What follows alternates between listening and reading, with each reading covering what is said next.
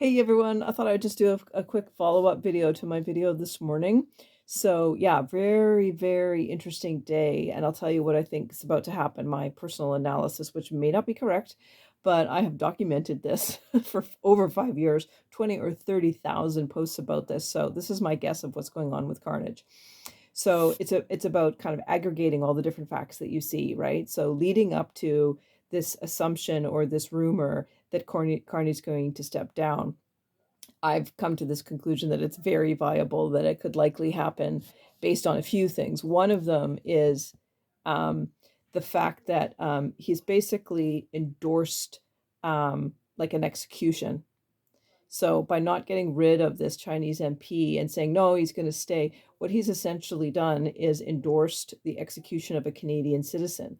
And so 13 groups that are kind of Hong Kong-based Chinese citizens who are, let's say, like all the good ones who are like they're not in the Communist Party. The Chinese community of Canada is very old, has a lot of integrity, and they're a very active part of our society, right? And they're all saying no, no, no, no, no, because they know the inside story of what's going on.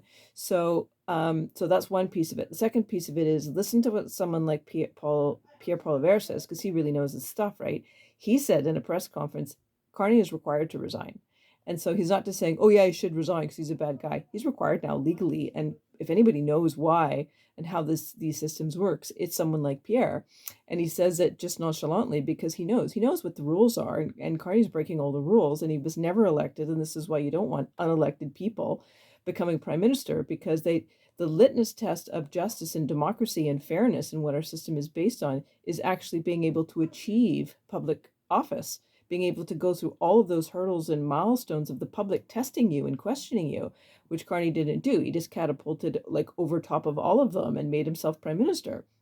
And so now he's experiencing the damage, right?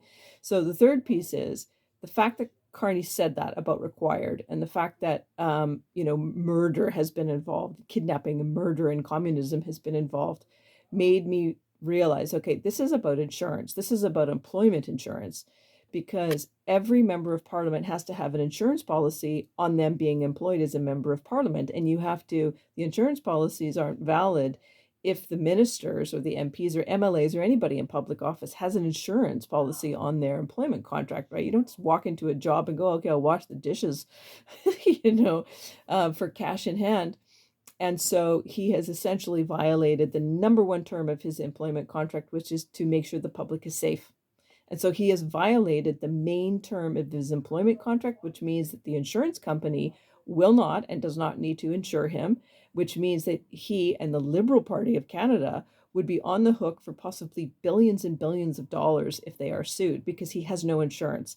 This is a guy who's running rogue through the halls of power and the corridors of power in the House of Commons, a rogue prime minister, not even a seat in the House, who is essentially operating by breaking his employment contract without insurance.